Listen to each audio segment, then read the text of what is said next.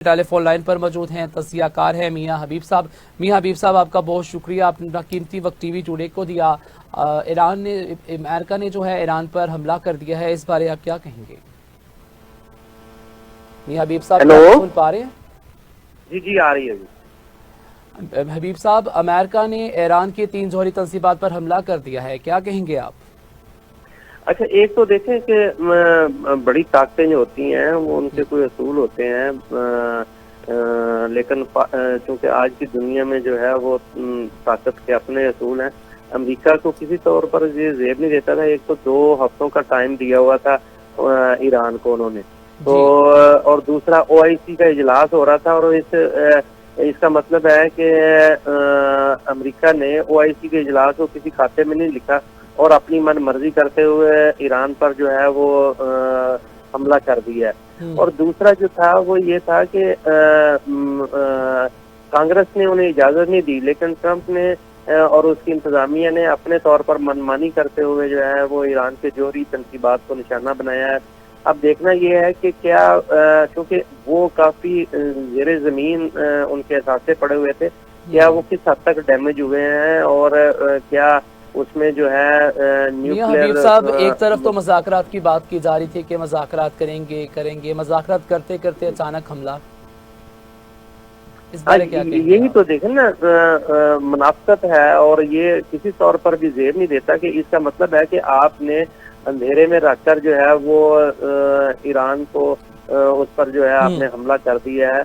इससे पहले इसराइल ने भी ऐसे ही किया था, और इस हमले के बाद तो वाज़ा हो गया कि पूरी तरह से पुष्टपनाही थी इसराइल को अमेरिका की, और अमेरिका की आशीर्वाद से ही जो है वो इसराइल ने ईरान पर झारियत की थी, और आज वो बजाते खुद इसमें शामिल हो गया इस लड़ाई में। और अब देखना ये कि ये आगे किस हद तक बढ़ती है, क्योंकि अगर एक इंडिकेशन ये भी दी थी ट्रंप ने कि हो सकता है हमें वहाँ फौजें उतारनी पड़े या ना उतारनी पड़े, लेकिन अज़ाइम उसके अभी तक वाज़े नहीं है कि वो आखिर क्या करना क्या चाहता है। क्या वो ईरान पर कब्जा करना चाहता है, ईरान में रजीम चेंज करना चाहता है, ईरान के जौहरी असासे सिर्फ ख़त्म करना मकसूद है, क्या उसके अज़ाइम क्या है, ये अभी तक वाज़े नहीं है। बहरहाल ये आगे चल के वाज़े होंगे। लेकिन मियाँ हबीब साहब, जैसे कि अमेरिका ने तो अपना हमला कर दिया ईरान पर, अब हमले के बाद ईरानी रद्द-ए-अमल क्या होगा, इस बारे आप क्या कहेंगे? देखिए, ईरानी रद्द-ए-अमल तो चूंकि अमेरिका के खिलाफ जो है ना, वो सिर्फ जो उसके खित्ते में अड्डे हैं, ईरान उनको टारगेट कर सकता है, अमेरिका को तो टारगेट नहीं कर सकता। और ईरान के पास अब ये है कि अबनाए हरमज़ को जो है वो वहाँ कब्जा कर ले, उसको बंद कर दे, और सारी पूरे खित्ते की ट्रेड मुतासर होगी। अमेरिकन जहाज आ जा नहीं सकेंगे, और अमेरिकन जो एसेट है खित्ते में जो उन्होंने अड्डे बनाए हुए हैं वहाँ उनको हिट कर सकता है। लेकिन इससे जाहिर लाज़मी बात है, जंग जो है प्रलॉन्ग होगी, और ये पूरी दुनिया को जो है वो लपेट में ले सकती है। दूसरी तरफ रशिया जो है उसकी कोशिश होगी कि ये अमेरिका को जो है वो ईरान में जो वो उसको वहाँ प्रलॉन्ग करवाए, उसको यहाँ फंसा ले, क्योंकि वो चाहता है कि जिस तरह से अफगानिस्तान में अमेरिका ने जो है वो रशिया को टफ टाइम दिया था, और उसको हबीब साहब, क्या हालात आपको तीसरी जंग की तरफ जाते देख रहे हैं, आलमी जंग की तरफ? जी बिल्कुल। ये तीसरी आलमी जंग जो है उसके बारे में कुछ कहा तो नहीं जा सकता, लेकिन फिर मामला इसी तरह से बनते हैं, वाकयात जो है वो इसी तरह से जन्म लेते हैं कि यहाँ से बिल्कुल तीसरी आलमी जंग का आगाज भी हो सकता है, क्योंकि चाइना और रशिया जो है वो किसी सूरत में भी अपने किरदार से पीछे हटने के लिए तैयार नहीं। और ये चूंकि ये खित्ता डैमेज हो रहा है ईरान वार से, तो मेरा ख्याल है कि तशवीश तो जो है वो अमेरिका को, वो सॉरी रशिया को भी है, चाइना को भी है, साथ उसके सरहद जो है पाकिस्तान की लगती है। चीन उसमें बराह रास्त जो है वो उसके मुफादात का टकराव होता है। रशिया की तो बराह रास्त ईरान के साथ सरहद मिलती है, और वो यही चाहता है कि मैं यहाँ अमेरिका को इंगेज करके तो इसको एक नया वियतनाम बनाया जाए। और जिस तरीके से उन्होंने अफगानिस्तान में ईरान रशिया को उनके टुकड़े टुकड़े करवाए थे और उनको शस्त्र से 2-4 करवाया था, वो ईरान को मुलव्वस करके उसकी यहाँ ताकत ज़ाया करना चाहता है। और वो रशिया की पूरी कोशिश है कि ये जंग प्रलॉन्ग हो। उससे एक तो चूँकि खित्ते में मिडल ईस्ट का जो तेल के असासे हैं वो मुतासर होंगे, तेल की कीमतें बढ़ेंगी और वो सारा जो है उसका फ़ायदा जो है वो रशिया को पहुँचेगा। तो लिहाजा उसकी पूरी कोशिश है कि अमेरिका जो है वो इसमें और ज़्यादा इन्वॉल्व, और यही वजह है कि वो उसके बयानात से अंदाज़ा होता है कि वो खुद एक पार्टी के तौर पर जो है वो जज्बाती कर रहा है अमेरिका को, और वो चाहता है कि वो किसी तरीके से जो है वो अपनी फौजें उतार दे ईरान में। तो बहरहाल ये तो देखना पड़ेगा। अब अमेरिका को अपने अंदर से भी बहुत ज़्यादा दबाव का सामना करना पड़ रहा है।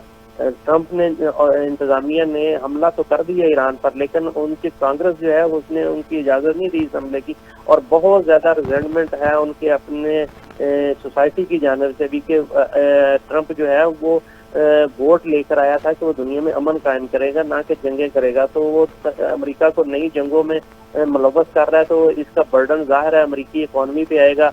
एक तरफ उसने ट्रेड वार शुरू की हुई है, दूसरी तरफ उन्होंने बराह रास्त वार में शामिल हो गया है। तो ये सारी चीज़ें जो है उनकी सोसाइटी में भी इसके खिलाफ बहुत ज़्यादा नफरत भी पाई जाती है, और वो इसके खिलाफ उनको तशवीश भी है। लाजमी तौर पर अब आप देखिएगा कि उनकी सोसाइटी में इसके खिलाफ एहतजाज भी होगा, क्योंकि ये बिल्कुल उसके ट्रंप के मंशूर के बिल्कुल बरक्स फैसले किए जा रहे हैं। उन्होंने जंगों से बाहर निकलने की बात की थी, अब वो बराह रास्त जंगों में मुलव्वस हो रहा है। जी मियां हबीब साहब, जैसा कि आपको पता है कि ईरान इसराइल की जंग भी चल रही है और अब अमेरिका ने भी हमला कर दिया। इससे पहले हमने देखा था कि ईरान के हक में काफ़ी मुमालिक बोले थे कि ये गैर कानूनी है, लेकिन क्या सिर्फ ये बातों तक महदूद है, कुछ कर दिखाने का वक्त भी आ गया? सॉरी, मैं आपका सवाल नहीं सुन पाया, दोबारा बोलिएगा। सर ये देखे, जैसे कि आपको पता है कि अब मुस्लिम ममालिक जो है इनको मुत्तहिद होना चाहिए या नहीं? जी बिल्कुल, देखें ये आलम इस्लाम और उम्मा के लिए बहुत ही अलार्मिंग सिचुएशन है। एक एक करके जो है वो सारे इस्लामी ममालिक को टारगेट किया जा रहा है, और अब ईरान जो है वो एक बड़ी ताकत समझा जा रहा था। हालांकि 40 साल से उस पर पाबंदियां आई थी, लेकिन इसके बावजूद वो सर्वाइव कर रहे थे। तो ईरान को अब टारगेट किया जा रहा है, उसके बाद तुर्की को टारगेट कर लिया जाएगा, पाकिस्तान को टारगेट किया जा सकता है।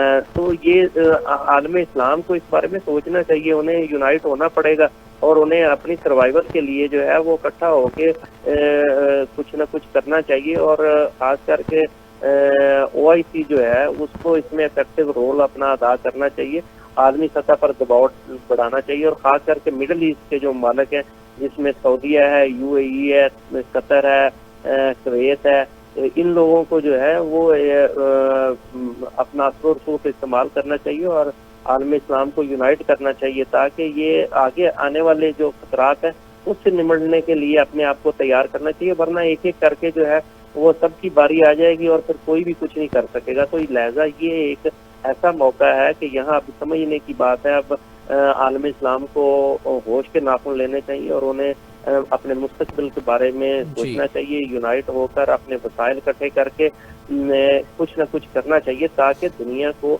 पता चले, रियलाइज हो कि अच्छा हमारी भी कोई हैसियत है। और अगर आप हबीब साहब, जैसे कि हालात जो हैं मज़ीद बिगड़ते नजर आ रहे हैं, मियां हबीब साहब सुन पा रहे हैं आप हमें? जी, आप हमें सुन पा रहे हैं? जी जी फरमाइए। मियां हबीब साहब, जैसे कि आपको पता है कि हालात मजीद बिगड़ते हुए नजर आ रहे हैं, तो कौन कौन मुल्क ममालिक जो हैं ईरान का साथ दे सकते हैं और किस तरह से दे सकते हैं?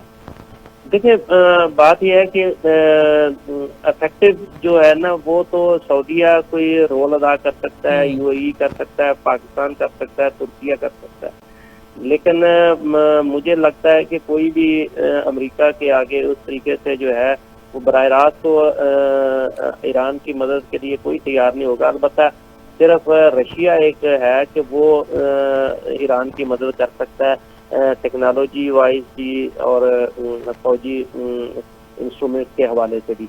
बाकी जो है वो कोई भी मुल्क, मुझे कोई इस्लामी मुल्क जो है वो मदद करता हुआ नजर नहीं आता। जी।